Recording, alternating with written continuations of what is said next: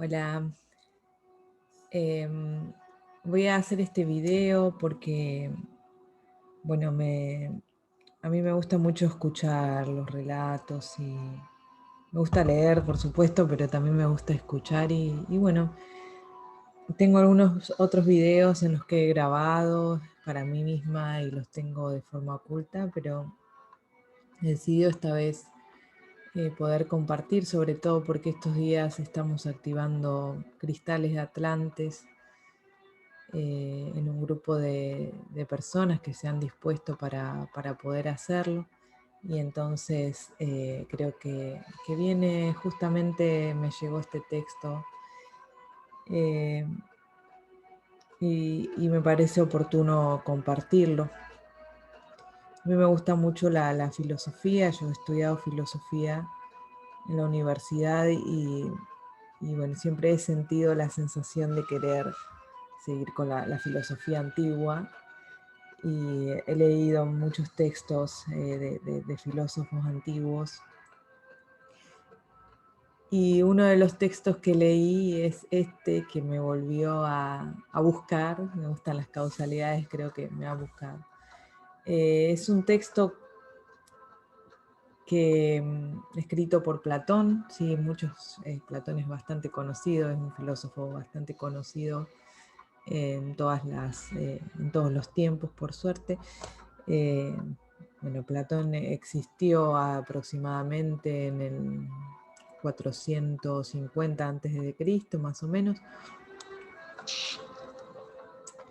420 y algo.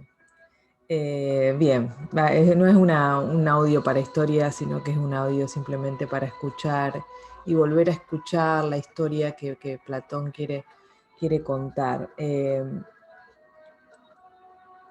Se cree, ¿no?, que Platón fue el primero en hacerse eco, se cree, bueno, con este texto se afirma que fue uno de los primeros en hacerse eco de toda lo que es la leyenda antigua de la Atlántida.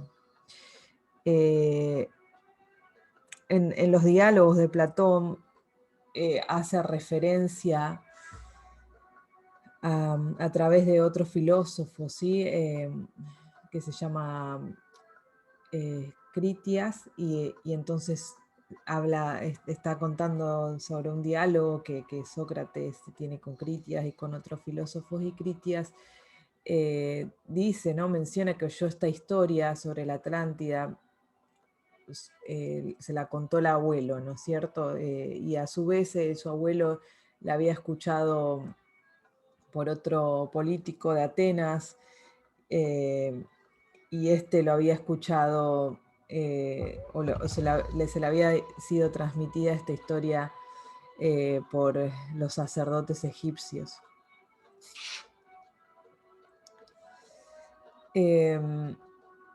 Me gustaría leer, sí, este texto. Voy a quitar la cámara para leer, porque así no tienen que estar viendo mi cara todo el tiempo, pues voy a leer. Y básicamente, ¿no?, la ubicación geográfica de la Atlántida se cree que ha sido en el Mediterráneo, ¿no? Algunos indican que ha sido en un espacio muy diminuto, pero otros creen que ha sido muy grande, ¿no? Es una isla gigante, ¿sí? Una isla o un continente, mejor dicho, ¿sí? Eh, pero bueno, voy a comenzar a leer para que puedan disfrutar de los textos antiguos que para mí tienen muchísimo valor. Hoy hay un montón de trabajadores de la luz que canalizan, que pueden transmitirnos esta información de una manera, en un lenguaje más moderno, y pueden hacernos saber de la existencia, ¿no? Pero nada más lindo que leerlo desde la antigüedad y conocer algunas cositas que tal vez no estamos canalizando ahora, pero sin embargo están ahí y me parece maravilloso. Por supuesto, este texto lo voy a compartir con ustedes y lo pueden escuchar cuando quieran, si lo quieren repetir. Este es el propósito de hacer videos con textos antiguos, me gusta escucharlos y encontrar otras cosas, sobre todo si una trabaja con registros akáshicos o con canalizaciones, abrir los registros, ¿no? Si ustedes trabajan con registros akáshicos, pueden abrir sus registros antes de escuchar y de pronto pueden entender con el corazón, ¿no? Un montón de cosas que antes no podían entender con la mente. Bueno, voy a sacar mi cámara.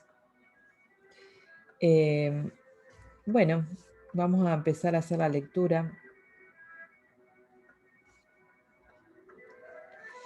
Es importante contarles también que todos los textos que refieren a la Atlántida describen su fundación y los orígenes bajo la advocación del dios Neptuno, ¿no es cierto? Fíjense, para quienes conocemos de astrología, sabemos que Neptuno fue descubierto hace muy poquito, ¿no es cierto?, por nuestra civilización. Fíjense que en la antigüedad ya se conocía, ¿no?, a Neptuno, ya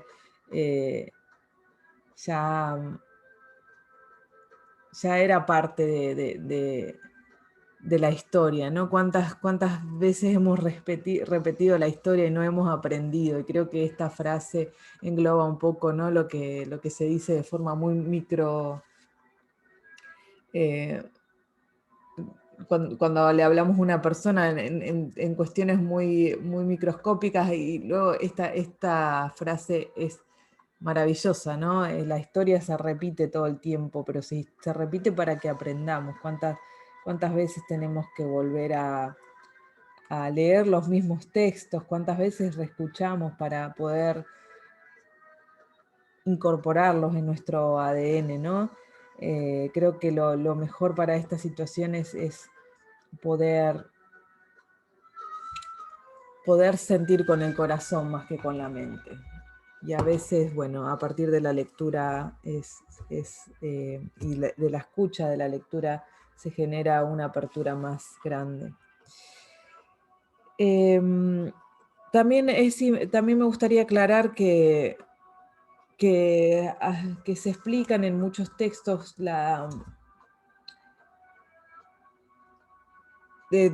que hablan sobre la Atlántida, los cultos que están relacionados al toro, ¿no? a este animal.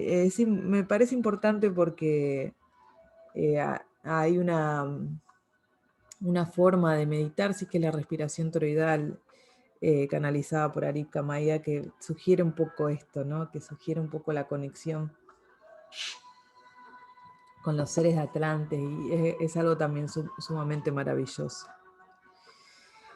Bueno, voy a comenzar a leer. Por supuesto, el texto comienza muchísimo antes, pero voy a empezar a leer por otra parte para que no sea tan largo. ¿Sí? El texto comienza con Sócrates y Hermócrates y Critias hablando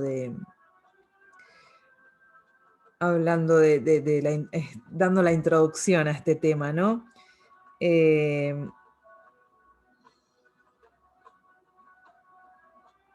Bueno, y después dice, Critias comenta cómo los sacerdotes egipcios cuentan a Solón el relato que sigue. Solón, les recuerdo que es quien le transmitió a su abuelo, al abuelo de Critias, toda esta historia. Si la memoria me acompaña, si puedo referiros fielmente las antiguas historias de los sacerdotes egipcios importadas a estos lugares por Solón, creo que mi público quedará convencido de que he cumplido mi deber. Es preciso, pues, entrar en materia sin más demora. 9000 años atrás, aquí hago un apartado y él está hablando en tiempos muy antiguos, ¿no es cierto? Entre los pueblos que habitan más acá y más allá de las columnas de Hércules, Atenas y la Federación de los Reyes de la Atlántida. La Atlántida, que se sumergió en el mar por causa de terremotos, tenía un tamaño más grande que la Libia y el Asia. La Libia se refiere a Atenas, ¿sí? quedó reducida a un escollo que impide la navegación en esa parte de los mares. Ante todas cosas, recordemos que han pasado 9000 años después de la guerra, que según dicen se suscitó entre los pueblos que habitan más acá y más allá de las columnas de Hércules. Es preciso que os dé una explicación de esta guerra desde el principio hasta el fin. De una parte estaba esta ciudad, la ciudad de Atenas, la ciudad de Atlántida. Ella tenía el mando y sostuvo victoriosamente la guerra hasta lo último. De la otra parte estaban los reyes de la isla. Ya hemos dicho que esta isla era en otro tiempo más grande que la Libia y el Asia, pero que hoy día, sumergida por los temblores de tierra, no es más que un escollo que impide la navegación y que no permite atravesar esta parte de los mares. En el curso de mi historia, entonces, pero debo comenzar por los atenienses y por sus enemigos y daros razón de sus fuerzas respectivas y de sus gobiernos. En su vista, pues, de nuestra ciudad es de la que debemos ocuparnos, desde luego. Los dioses dividieron entre sí en otro tiempo la tierra toda, comarca por comarca, y esto sin que se suscitara alguna querella, porque no puede admitirse racionalmente, ni que los dioses ignorarán lo que a cada una de ellos como venía, ni que sabiéndolo, se robarán los unos a los otros el lote que les pertenecía. Habiendo obtenido como resultado de la justicia y de la suerte lo que querían, se establecieron en cada país, y después de haberse fijado en ellos, a la manera de lo que los pastores hacen con sus ganados, se consagraron a procurar el alimento y la educación a los hombres, que eran a la vez sus hijos y su propiedad. Sin embargo, no emplearon la violencia como los pastores que castigan suavemente a su ganado para conducirle. Sabían que el hombre es un animal dócil e ilimitado al piloto que conduce la nave, y sirviéndose de la persuasión como de un timón para mover el alma a su gusto, dirigieron y gobernaron así la raza toda de los mortales. Así gobernaron las demás divinidades en los países que les tocaron en suerte, pero Vulcano y Minerva, que tienen la misma naturaleza, como hijos que son de un mismo padre y que están animados del mismo amor a las ciencias y a las artes, recibieron como lote en común nuestro país que les convenía y se adaptaba maravillosamente a su virtud y a su sabiduría. Aquí un poco quiere decir que los dioses hicieron hombres de bien, ¿no es cierto? Con la ruina de sus sucesores y el tiempo parecieron sobreviviendo solo los que, escapando a los desastres que habitaban en las montañas, carecían de letras, culturas y tenían escasos medios de subsistencia. Importante ver que habían olvidado su historia conservando solo algunas tradiciones, y empezaron a recuperar el pasado cuando algunos ciudadanos tuvieron resueltas las cosas necesarias para la vida. Kritia sigue y dice que de los indígenas hicieron hombres de bien, y pusieron en su corazón el amor al orden político, ¿sí? Como estamos diciendo. Los nombres de estos hombres se han conservado, pero el recuerdo de sus acciones ha perecido con la ruina de sus sucesores y con el transcurso de los tiempos. La única raza que ha escapado a estos desastres, ya lo hemos dicho, es la que habita las montañas y que sin letras y sin cultura solo recordaba los nombres de los que habían sido dominadores del país, sin saber nada o casi nada de sus grandes hechos. Haciéndolo por punto de honra dieron a estos hombres a sus hijos, de honra dieron estos nombres a sus hijos. Pero en cuanto a las virtudes y a las instituciones de sus antepasados, solo conocían lo que les había sido transmitido por una oscura tradición, dada la escasez de subsistencia para el sostenimiento de la vida, escasez que duró por espacio de muchas generaciones, ocupados ellos y sus hijos en procurarse la satisfacción de sus necesidades. y entregado el espíritu a este solo objeto, para nada se cuidaron de los sucesos que en otro tiempo se habían realizado. El estudio y la historia de las cosas antiguas se introdujeron con el ocio en las ciudades, cuando cierto número de ciudadanos, teniendo aseguradas las cosas necesarias para la vida, no tuvieron después que preocuparse bajo ese punto de vista. Y he aquí como los nombres de los antiguos héroes se han conservado sin el recuerdo de sus acciones. Y dice Critias, lo que me autoriza a hablar así es que los nombres de Cécrope, de Erecto, de Erictonio, de Erixison y de muchos otros que remontan más allá de Teseo, son precisamente aquellos de que, según la relación de Solón, se servían los sacerdotes egipcios cuando le refirieron esta guerra. Lo mismo sucede con respecto a los nombres de mujeres. Los trabajos de la guerra eran entonces comunes a las mujeres y a los hombres, y por esta causa la diosa era representada en sus imágenes y en sus estatuas con una armadura. Era como una advertencia para indicar que desde el momento en que el varón y la hembra están destinados a vivir juntos, la naturaleza ha querido que pudiesen ejercer igualmente las facultades que son el atributo de su especie.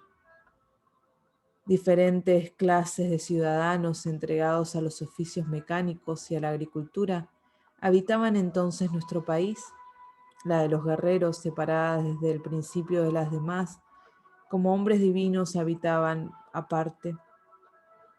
Provisto de todas las cosas necesarias a su subsistencia y a la educación de sus hijos, estos guerreros no poseían nada en particular, consideraban todos los bienes como pertenecientes a todos. No existía de los demás ciudadanos más que los que justamente necesitaban para vivir, y desempeñaban con el mayor esmero las funciones diarias del Estado, tales como las hemos concebido. Y también se dice como muy probable y quizás verdadero que nuestro país en aquel tiempo tenía por límites de istmo, y por una parte y por otra los montes de Citerón y Parnaso, abrazando toda la parte del continente comprendida en este intervalo, que de aquí descendía por la derecha hasta Oropo y por la izquierda hacia el mar, hasta el río Asopo. Estos eran sus límites extremos. Sobresalía entre todos los demás países por su fertilidad, lo cual la hacía capaz de nosotros. Es este un testimonio imponente de su fecundidad, y en efecto lo que subsiste aún en esta dichosa tierra no tiene igual en cuanto a la diversidad de producciones, excelencia de frutos y abundancia de pastos. Tales eran entonces la belleza y la riqueza del Ática. ¿Podrías creerlo? ¿Y cómo puede formarse una idea de lo que fue por lo que es? Toda el Ática se desprende en cierta manera del continente. Se mete por el mar y se parece a un promontorio. El mar que la envuelve como si estuviera colocada en una vasija. Es por todas partes muy profundo. En medio de las numerosas y terribles inundaciones que han tenido lugar durante 9000 años, porque 9000 años han pasado desde aquella época, las tierras que estas revoluciones arrastraban desde las alturas no se amontonaban en el suelo, como en otros países, sino que rodando sobre la ribera iban a perderse en las profundidades del mar. De suerte que, como sucede en las islas poco extensas, nuestro país, comparado con lo que era, se parece a un cuerpo demacrado por la enfermedad, escurriéndose por todas partes la tierra vegetal y fecunda. Solo nos quedó un cuerpo descarnado. Pero antes el Ática, cuyo suelo no había experimentado ninguna alteración, tenía por montañas altas, colinas, las llanuras que llamamos ahora campos de Feyeo. Estaban cubiertas de una tierra abundante y fértil. Los montes estaban llenos de sombríos bosques, de los que aún aparecen visibles rastros. Las montañas donde solo las abejas encuentran hoy su alimento, en tiempo no muy lejanos, estaban cubiertas de árboles poderosos que se cortaban para levantar vastísimas construcciones, muchas de las cuales están aún en pie. Encontrábanse también allí árboles frutales de mucha elevación y extensos pastos para los ganados. Las lluvias que se alcanzaban de Júpiter cada año no se perdían sin utilidad, corriendo de la tierra estéril al mar. Por el contrario, la tierra, después que venían a ella abundantemente, las conservaban en su seno, las tenían en reserva entre capas de arcilla, las dejaba correr desde las alturas a los valles y se veían por todas partes miles de fuentes de ríos y de cauces de agua. Los monumentos sagrados que se encuentran aún junto a los antiguos lechos de los ríos atestiguan la verdad de mis palabras.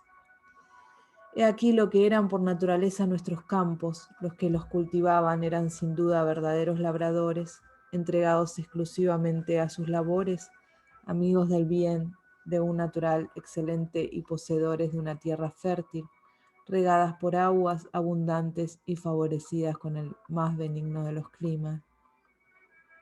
Fabuloso como describe, ¿no? La Atlántida. Hoy vemos imágenes ilustradas que podemos encontrar todo esto que está describiendo. En cuanto a la ciudad, ves la manera con que se gobernaba en aquel tiempo. En primer lugar, la Acrópolis estaba muy distante de tener el aspecto que hoy tiene. En una sola noche, torrentes de lluvia arrastraron las tierras con que estaba revestida y la dejaron desnuda y despojada en medio de temblores de tierra y de una inundación que es la tercera antes del diluvio de Deucalión. Quiero hacer aquí una aclaración, sí, porque tal vez usa términos algunos que no estamos familiarizados. La Acrópolis es literalmente la ciudad elevada. En ella estaba la ciudadela de Atenas, ¿sí? La Atenas que conocemos de la historia. Entonces hace similitud, ¿no?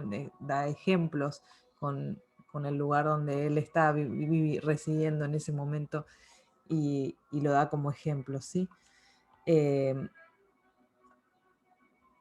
Eso no significa que se llamaba de la misma manera en la Atlántida, por supuesto. Pero antes, en otra época, era tal la extensión de Acrópolis que se extendía hasta el Eridian y el Ilicio. Sí, aquí está dando como coordenadas también, ¿no? Como, bueno, en nuestra ciudad sería de acá hasta acá. Bueno, y sigue dando coordenadas aquí que voy a evitar decirlo. Estaban cubiertas de una espesa capa de tierra y fuera de algunos puntos presentaba en las alturas una llanura no interrumpida. Estaba habitada a los costados según se bajaba por artesanos y labradores que cultivaban los campos vecinos. En la altura solo vivía la clase de los guerreros alrededor del templo de Minerva y de Vulcano. Después de haber rodeado esta meseta con un solo vallado, como se hace en el jardín de una sola familia, habitaban en común en casas situadas a la parte del norte. En invierno tenían salas donde comían juntos y tenían todo lo que reclamaba la vida en común, sea con relación a las habitaciones de los ciudadanos, sean con respecto a los templos de los dioses, a excepción del oro y de la plata, de que no hacían ningún uso. Vivían tan lejos de la opulencia como de la pobreza. Habitaban casas decentes donde vegetaban ellos y los hijos de sus hijos, y las transmitían sucesivamente tales como las habían recibido a hijos semejantes de sus padres. La parte meridional de la Acrópolis estaba destinada a los jardines, gimnasios, salas de refectorio que dejaban de ocupar durante el estío. En el punto que ocupa hoy la Acrópolis, manaba una fuente y así como ahora, solo salen de ellas pobres arroyos por uno u otro lado. Entonces suministraba un agua abundante, tan saludable en invierno como en verano, pero que desapareció a consecuencia de los temblores de la tierra. Tal era el género de vida de estos guardas, de sus propios conciudadanos, de estos jefes respetados por los demás griegos. Procuraban tener siempre a su disposición en cuanto fuese posible un número igual de hombres y mujeres en estado de llevar ya las armas y poderlas llevar aún, es decir, 20.000. He aquí cómo gobernaban según las reglas de la justicia su ciudad y la Grecia. He aquí lo que eran estos hombres celebrados y admirados de toda la Europa y de toda el Asia por la belleza de sus cuerpos y por las virtudes de todos géneros que adornaban sus almas.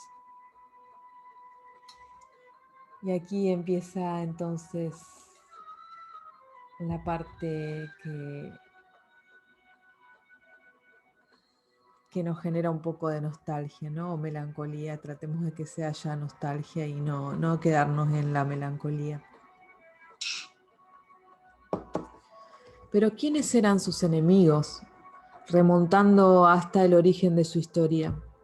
Esto es, amigos míos, los que voy a exponeros y daros a conocer, si es que no se ha borrado en mí el recuerdo que las cosas que oí contar cuando era joven. Antes de entrar en materia, debo haceros una prevención. No os sorprendáis al oírme muchas veces dar nombres griegos a los bárbaros, pues ver la razón que tengo para hacerlos. Cuando Solón pensaba consignar esta relación en sus poemas, quiso conocer la significación de los nombres y encontró que los egipcios, primeros autores de esta historia, los habían traducido a su propia lengua, y el mismo Solón, a su vez, buscando el sentido de cada nombre, le escribió en la nuestra. Estos manuscritos de Solón estaban en poder de mi abuelo, y ahora los poseo yo, que los he estudiado mucho siendo joven. Y así, si me oís pronunciar nombres griegos, no os sorprendáis, puesto que ya sabéis la razón. Esta larga historia comenzaba poco más o menos de la manera siguiente. Ya dijimos antes que los dioses echaron suerte sobre las diferentes partes de la tierra, que los unos obtuvieron un territorio grande, otros uno pequeño, y que todos establecieron templos y sacrificios. Neptuno, a quien correspondió la Atlántida, colocó en una parte de esta isla a los hijos que había tenido de un mortal. Esta parte era una llanura situada no lejos del mar, hacia el medio de la isla, la más bella, según se dice, y la más fértil de las llanuras. A 50 estadios poco más o menos de esta llanura, también en medio de la isla, había una montaña muy poco elevada. Allí habitaba uno de estos hombres que en el origen de las cosas nacieron de la tierra, Evenor con su mujer Leucipa. Estos engendraron una sola hija llamada Clito, que era núbil cuando murieron sus padres, y con la que se casó Neptuno, que se enamoró de ella. La colina donde vivía Clito fue fortificada por Neptuno, que la aisló de todo lo que la circundaba. Hizo muros y fosos con tierra y agua del mar alternativamente, unos más pequeños, otros más grandes, 2 de tierra y 3 de agua, ocupando el centro de la isla de manera que todas sus partes se encontrarán a igual distancia del mismo. La hizo por lo tanto inaccesible, porque entonces no se conocían ni las naves ni el arte de conducirlas. Como era un dios, le fue fácil ordenar y embellecer esta nueva isla, formada en medio de la otra, haciendo que salieran del suelo 2 manantiales, uno caliente y otro frío, y que produjera la tierra alimentos variados y abundantes. Tuvo sucesivamente de Clito 5 parejas de hijos, todos varones y mellizos, y los seducó. Dividió toda la isla Atlántida en 10 partes, dio al hijo mayor de los primeros gemelos la estancia de su madre con toda la campiña circundante, que era la más vasta y la más rica de toda la isla, y le hizo rey de todos sus hermanos. Entre estos eligió jefes y dio a cada uno de ellos el gobierno sobre un crecido número de hombres y una gran extensión de territorio. Todos ellos recibieron un nombre el hijo mayor, el rey, de quien la isla y este mar llamado Atlántico han tomado su nombre por haber sido el primero que reinó en ella, fue llamado Atlas. A su hermano gemelo le tocó la extremidad de la isla hacia las columnas de Hércules, la parte del país que se llama Gadírica, que se llamó en griego Enmeles, y en la lengua indígena Gadir, donde tiene su origen el nombre de este país. Los hijos de la segunda pareja se llamaron Aníferes y Euemón. Los terceros, Nsebo, el mayor y el otro autóctono, los cuartos, el Asipo y el primero, y el segundo Mestor, y en fin, los quintos Asaes y de Aprepes. Estos hijos de Neptuno y sus descendientes habitaron en este país durante muchas generaciones, sometieron en estos mares otras muchas islas y extendieron su dominación más allá, según hemos dicho, hasta el Egipto y la Tirrenia. La posteridad de Atlas continuó siendo siempre muy respetada. El mayor en edad era el rey y transmitía su autoridad al mayor de sus hijos, de suerte que conservaron el reinado en su familia durante largos años. Era tal la inmensidad de riquezas de que eran poseedores que ninguna familia real ha poseído ni poseerá jamás una cosa semejante. Todo lo que la ciudad y los otros países podían suministrar, todo lo que tenían ellos a su disposición. Gracias a su poder eran importadas muchas cosas en la isla, si bien producía esta las que son necesarias a la vida, y por lo pronto los metales ya fueron sólidos o fusibles, y hasta aquel del cual solo conocemos el nombre, pero que en la isla existía realmente, extrayéndose de 1000 parajes de la misma, el oricalco, que era entonces el más precioso de los metales después del oro. La isla suministraba en abundancia todos los materiales de que tienen necesidad las artes y mantenían un gran número de animales salvajes y domesticados, y se encontraban entre ellos muchos elefantes. He aquí que muchos de nosotros estamos familiarizados o sentimos parte de nuestra familia a los elefantes. Todos los animales tenían pasto abundante, lo mismo los que vivían en los pantanos, en los lagos y en los ríos, como los que habitaban las montañas y llanuras. Y lo mismo el elefante que los otros a pesar de su magnitud y su voracidad.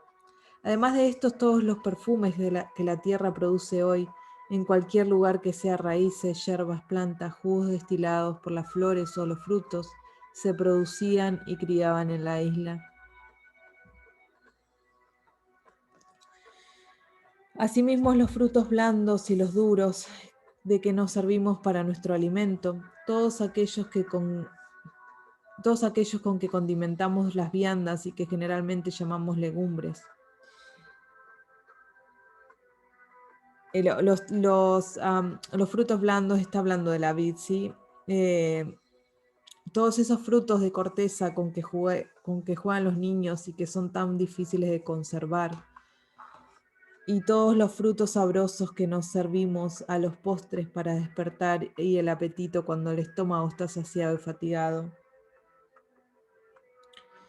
Todos estos divinos y admirables tesoros se producían en cantidad infinita en esta isla, que florecía entonces en algún punto a la luz del sol. Es importante detenerse en estas palabras, ¿no? Llama tesoros al alimento. En muchas civilizaciones los tesoros eran los alimentos, ¿sí? Aquellos frutos de la tierra que generaban la nutrición, ¿sí? La nutrición no solo para el cuerpo físico, sino para el cuerpo en todos sentidos, ¿sí? Para todos los 7 cuerpos. Utilizando pues todas estas riquezas de su suelo, los habitantes construyeron templos, palacios, puertos, dársenas para las naves y embellecieron toda la isla en la forma siguiente. Comenzaron por echar puentes sobre los fosos circulares que llenaban la mar y que rodeaban la antigua metrópoli, poniendo así en comunicación la estancia real con el resto de la isla. Muy al principio construyeron este palacio en el punto mismo donde habían habitado el dios y sus antepasados. Los reyes, al transmitírselo, no cesaron de añadir nuevos embellecimientos a los antiguos, haciendo cada cual los mayores esfuerzos para dejar muy atrás a sus predecesores, de suerte que no se podía, sin llenarse de admiración, contemplar tanta grandeza y belleza tanta. A partir desde el mar abrieron un canal de 3 arpentos de ancho, de 100 pies de profundidad y de una extensión de 50 estadios, que iba a parar al recinto exterior. Hicieron de suerte que las embarcaciones que viniesen del mar pudiesen entrar allí, como en un puerto, disponiendo la embocadura de modo que las más grandes naves pudiesen entrar sin dificultad. En los cercos de tierra que separaban los cercos del mar, al lado de los puentes, abrieron zanjas bastante anchas para dar paso a una trireme. Y como de cada lado de estas zanjas los diques se levantaban a bastante altura por encima del mar, unieron sus bordes con techumbre, de suerte que las naves las atravesaban a cubierto. El mayor cerco, el que comunicaba directamente con el mar, tenía de ancho 3 estadios y el de tierra contiguo tenía las mismas dimensiones. De los 2 cercos gigantes, el del mar tenía 2 estadios de ancho y el de tierra tenía las mismas dimensiones que el precedente. En fin, el que rodeaba inmediatamente la isla interior tenía de ancho un estadio solamente. En cuanto a la isla interior misma, donde se ostentaba el Palacio de los Reyes, su diámetro era de 5 estadios. El ámbito de esta isla, los recintos y el puerto de los 3 arpentos de ancho, todo estaba revestido en derredor con un muro de piedra. Construyeron torres y puertas a la cabeza de los puentes y a la entrada de las bóvedas por donde pasaba el mar. Para llevar a cabo todas estas diversas obras, arrancaron alrededor de la isla interior y en cada lado de las murallas piedras blancas, negras y encarnadas. Arrancando así aquí y allá, abrieron en el interior de la isla 2 receptáculos profundos que tenían la misma roca por techo. De estas construcciones, unas eran sencillas, otras formadas de muchas especies de piedras, agradables a la vista. Tenían todo el buen aspecto de que eran naturalmente capaces. Cubrieron de bronce, a manera de barniz, el muro del cerco exterior en toda su extensión. De estaño el segundo recinto, y la acrópolis misma de oricalco, que relumbraba como el fuego. En fin, ved cómo construyeron el palacio de los reyes en el interior de la acrópolis. En medio se levantaba el templo consagrado a Clito y a Neptuno, lugar impotente rodeado de un muro de oro, a Clito, perdón, donde en otro tiempo habían ellos engendrado y dado a luz los 10 jefes de las dinastías reales. A este sitio concurrían todos los años de las 10 provincias del imperio a ofrecer a estas 2 divinidades las primicias de los frutos de la tierra. El templo solo tenía un estadio de longitud, 3 arpentos de anchura y una altura proporcionada en su aspecto. Había un no sé qué de bárbaro. Todo el exterior estaba revestido de plata, fuera de los extremos que eran de oro. Por dentro la bóveda, que era toda de marfil, estaba adornada de oro, plata y oricalco. Los muros, las columnas, los pavimentos estaban revestidos de marfil. Se veían estatuas de oro, siendo de notar la del dios. Cuando dice la del dios, es el dios Neptuno, por supuesto, de pie sobre su carro, conduciendo 6 corceles alados, tan alto que su cabeza tocaba a la bóveda del templo, y rodeado de 100 nereidas sentadas sobre delfines. Esta imagen es muy conocida, sí, seguramente la estaré compartiendo para que la puedan visualizar, pero es muy popular. A esto se agregaban un gran número de estatuas que eran ofrendas hechas por particulares. Alrededor del templo, en la parte exterior, estaban colocadas las estatuas de oro de todas las reinas y de todos los reyes descendientes de los 10 hijos de Neptuno, así como otras 1000 ofrendas de reyes y de particulares, ya de la ciudad, ya de países extranjeros, reducidas a la obediencia. Por su grandeza y por su trabajo, el altar estaba en armonía con estas maravillas, y el palacio de los reyes era tal cual convenía a la extensión del imperio y a los ornamentos del templo. 2 fuentes, una caliente, una fría, abundantes e inagotables, gracias a la suavidad y a la virtud de sus aguas, satisfacían admirablemente todas las necesidades. En las cercanías de las casas se encontraban árboles que mantenían la frescura. Depósitos de agua a cielo abierto y otros cubiertos con su techumbre para tomar baños calientes en invierno. Aquí lo de los reyes, allí lo de los particulares, en otra parte los de las mujeres y otros, en fin, destinados a caballos y en general a las bestias de carga, adornados todos y decorados según su destino. El agua que salía de aquí iba a regar el bosque de Neptuno, donde árboles en una magnitud y de una belleza en cierta manera divina se ostentaban sobre un terreno fértil y vegetal. Pasaban después a los cercos exteriores por acueductos abiertos en la dirección de los puentes. Numerosos templos consagrados a varias divinidades, muchos jardines, gimnasios para los hombres, hipódromos para los caballos, todo esto había sido construido en cada uno de los cercos o murallas.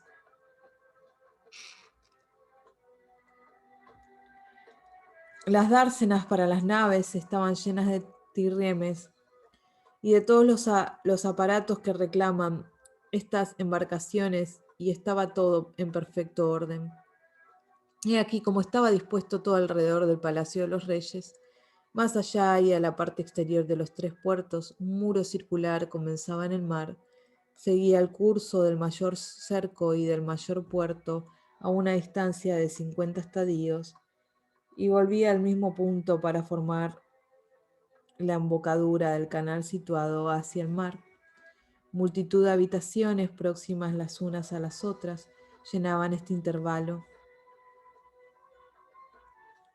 Ahora necesito exponer lo que la naturaleza hizo en el resto del país y las bellezas que le añadió el arte.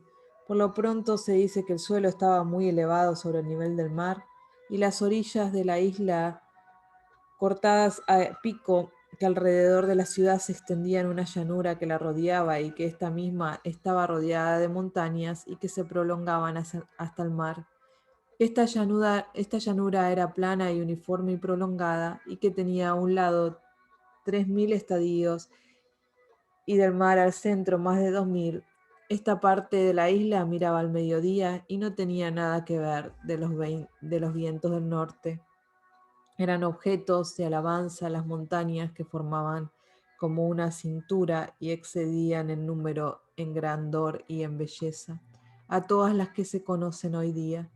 Abrazaban ricas y populosas poblaciones, ríos, lagos, praderías, donde los animales salvajes y domesticados encontraban un abundante alimento, así como encerraban numerosos y vastos bosques, donde las artes encontraban materiales de toda especie para obras de todas clases. Tal era esta llanura gracias a los beneficios de la naturaleza y a los trabajos de gran número de reyes durante un largo transcurso de tiempo. Tenía la forma de un cuadrilongo recto y prolongado, y si faltaban estas condiciones en algún punto, esta irregularidad había sido corregida al trazar el foso que la rodeaba. En cuanto a la profundidad, anchura y longitud de este foso, es difícil creer lo que se cuenta cuando se trata de un trabajo hecho por la mano del hombre, y si se compara con las demás obras del mismo género. Sin embargo, es preciso que os repita lo que he oído decir. Estaba abierto hasta la profundidad de un arpento, tenía de ancho un estadio, rodeaba toda la llanura y no tenía un largo menos de 10.000 estadios. Recibía todos los cauces de agua que se precipitaban de las montañas, rodeaba la llanura, tocaba en la ciudad por sus dos extremidades y de allí iba a desembocar en el mar. Del borde superior de este foso partían otros 100 pies de ancho que cortaban la llanura en línea recta y volvían al mismo foso al aproximarse al mar. Estos fosos particulares distaban entre sí 100 estadios para transportar por agua las maderas de las montañas y los diversos productos de cada estación a la ciudad. Hicieron que los fosos comunicaran entre sí y con la ciudad misma por medio de canales abiertos transversalmente. Notad que la tierra daba 2 cosechas por año, porque era regada en invierno por las lluvias de Júpiter y en verano era fecundada por el agua de los estanques.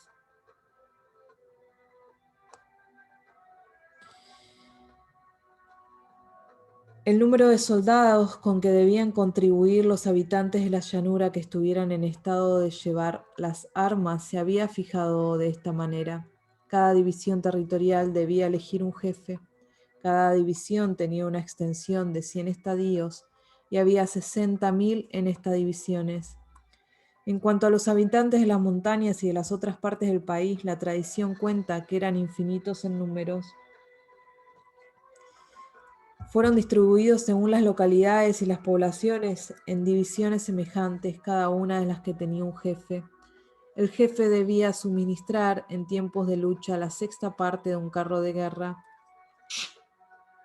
de manera que se reunieran 10.000, 2 caballos con sus jinetes, un tiro de caballo sin carro, un combatiente armado con un pequeño broquel, un jinete para producir 2 caballos, infantes pesadamente armados, arqueros honderos, 2 de cada especie, soldados armados a la ligera o con piedras o con azagallas, 3 de cada especie, 4 marinos para maniobrar en una nota compuesta de 1.200 naves.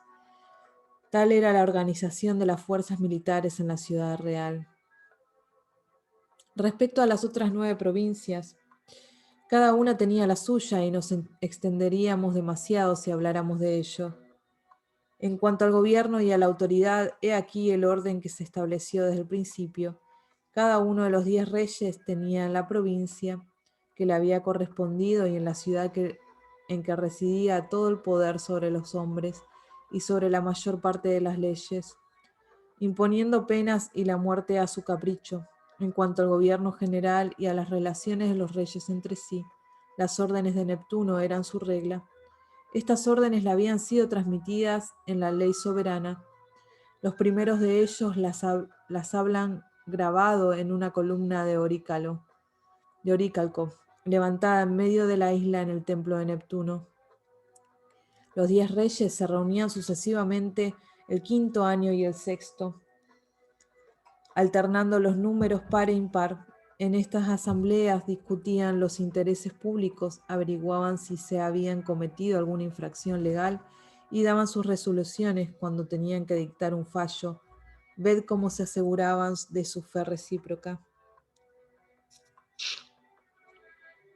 Después de dejar en libertad algunos toros en el templo de Neptuno, los 10 reyes quedaban solos y suplicaban al dios que escogiera la víctima que fuese de su agrado, y comenzaban a perseguirlos sin otras armas que palos y cuerdas. Luego que cogían un toro, le conducían a la columna y así le sacrificaban. Además de las leyes, estaba inscripto en esta columna un juramento terrible e imprecaciones contra el que las violase. Verificado el sacrificio y consagrados los miembros del toro según las leyes, los reyes derramaban gota a gota la sangre de la víctima en una copa, arrojaban los demás en el fuego y purificaban la columna, sacando enseguida sangre de la copa con un vaso de oro y derramando una parte de su contenido en las llamas. Juraban juzgar según las leyes escritas en la columna, castigar a quien les hubiese infringido, hacerlas observar en lo sucesivo con todo su poder y no gobernar ellos mismos ni obedecer al que no gobernase en conformidad con las leyes de su padre. Aquí quiero hacer un apartado porque se puede sentir que en algunos escritos se cree que los atlantes eran seres que respetaban todas las vidas y todas las leyes de la naturaleza. Y entonces el toro como animal sagrado, viniendo de la constelación, ¿no es cierto?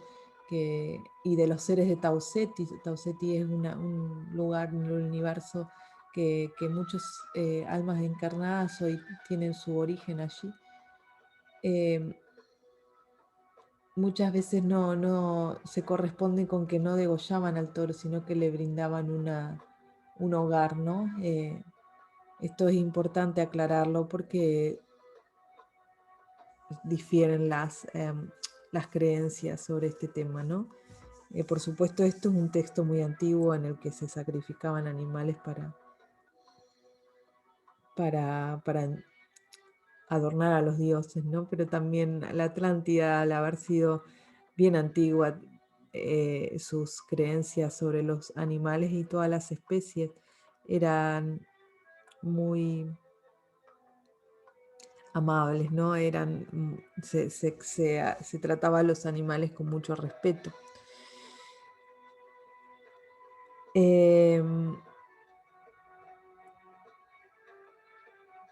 Bien, sigamos.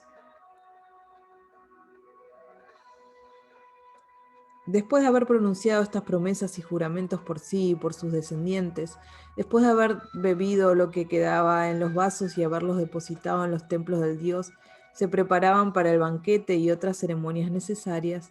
Llegada la sombra de la noche y extinguido el fuego del sacrificio, después de vestirse con trajes azulados y muy preciosos, y de haberse sentado en tierra al pie de los últimos restos del sacrificio, cuando el fuego estaba extinguido en todos los puntos del templo, dictaban sus juicios o eran ellos juzgados, si alguno había sido acusándole de haber violado las leyes. Dictados estos juicios, los inscribían al volver de nuevo al día sobre una tabla de oro y la colgaban con los trajes en los muros del templo para que fueran como recuerdos y advertencias. Quiero volver a aclarar, ¿no es cierto? Por supuesto, aquí podemos tener nuestra propia ideología y compartir algunas de estas vivencias que ha compartido Platón con nosotros, ¿no es cierto? Además, había numerosas leyes particulares relativas a las atribuciones de cada uno de los reyes. Las principales eran no hacerse la guerra los unos a los otros, y aquí está el secreto. Prestarse recíproco apoyo en el caso de que algunos de ellos intentase arrojar a una de las razas reales de sus estados, deliberar en común a ejemplo de sus antepasados sobre la guerra y los demás negocios importantes, dejando el mando supremo a la raza de Atlas. El rey, aquel que ejercía el poder supremo o rey de reyes, no podía condenar a muerte a ninguno de sus parientes, es decir, los otros 9 soberanos, ¿no es cierto?, sin el consentimiento de la mayoría absoluta de los reyes. Tal era el poder, el formidable poder que en otro tiempo se creyó en este país y que la divinidad, según la tradición, volvió contra el nuestro por la razón siguiente. Durante muchas generaciones, mientras se conservó en ellas algo de la naturaleza del dios a que debían su origen, los habitantes de la Atlántida obedecieron las leyes que habían recibido y respetaron el principio divino que era común a todos. Sus pensamientos eran conforme a la verdad y de todo punto generoso, se mostraban llenos de moderación y de sabiduría en todas las eventualidades, como igualmente en sus mutuas relaciones.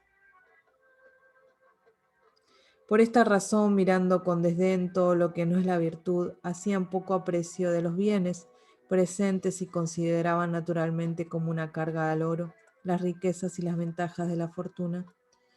Lejos de dejarse embriagar por los placeres de abdicar el gobierno de sí mismos en manos de la fortuna y de hacerse juguetes de las pasiones y del error, sabían perfectamente que todos los demás bienes acrecen cuando están de acuerdo con la virtud, y que por el contrario, cuando se los busca con demasiado celo y ardor, perecen y la virtud con ellos, mientras los habitantes de la Atlántida Razonaban de esta manera y conservaron la naturaleza divina que eran partícipes. Todos les salía satisfacción, como ya hemos dicho. Pero cuando la esencia divina se fue aminorando por la mezcla continua con la naturaleza mortal, cuando la humanidad la superó mucho, entonces impotentes para soportar la prosperidad presente degeneraron. Los que saben penetrar las cosas comprendieron que se habían hecho malos y que habían perdido los más preciosos de todos los bienes, y los que no eran capaces de ver lo que constituye verdaderamente la vida dichosa, creyeron que habían llegado a la cima de la virtud y la felicidad cuando estaban dominados por una loca pasión, la de aumentar sus riquezas y su poder. Entonces fue cuando el dios de los dioses, Júpiter, que gobierna según las leyes de la justicia y cuya mirada distingue por todas partes el bien del mal, notando la depravación de un pueblo antes tan generoso y queriendo castigarle para atraerle a la virtud y a la sabiduría, reunió todos los dioses en la parte más brillante de las estancias celestes en el centro del universo, desde donde se contempla todo lo que participa de la generación, y teniéndoles así reunidos, les habló de esta manera.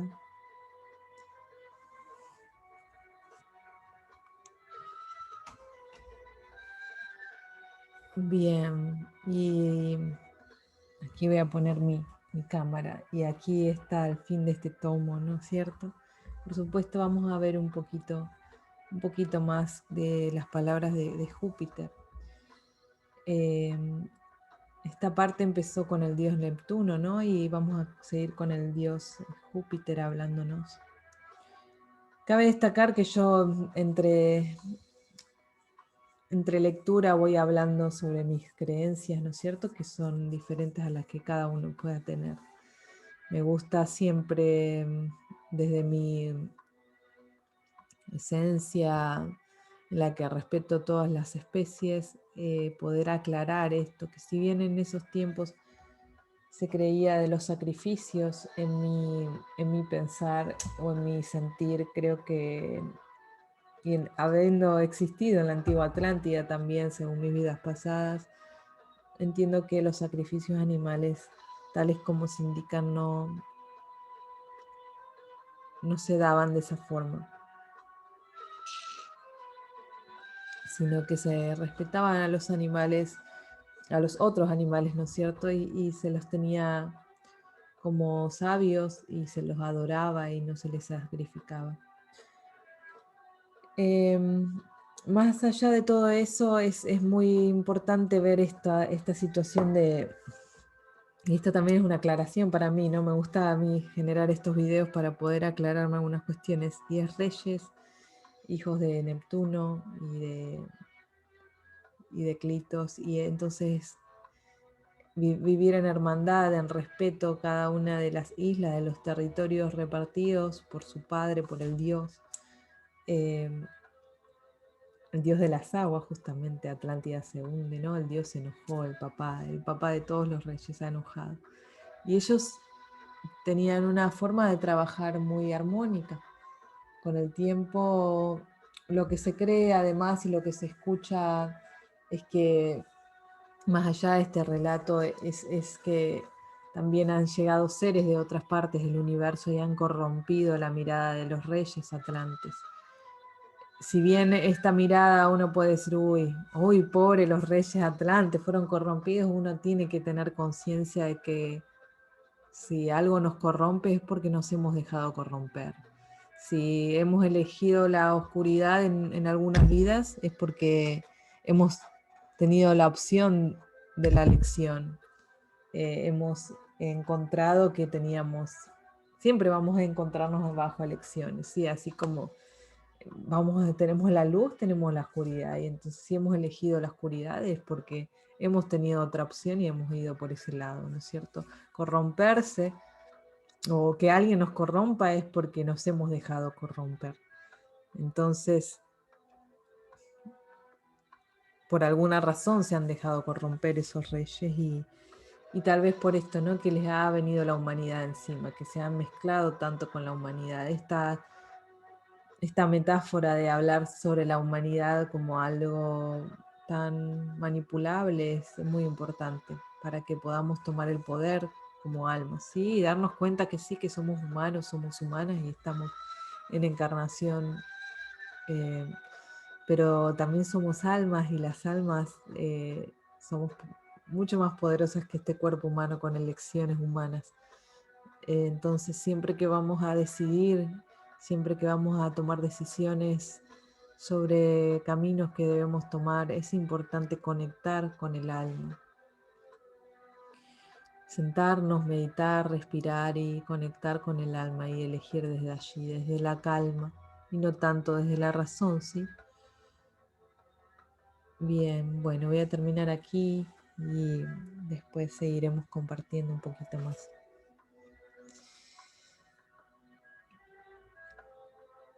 Bien, gracias.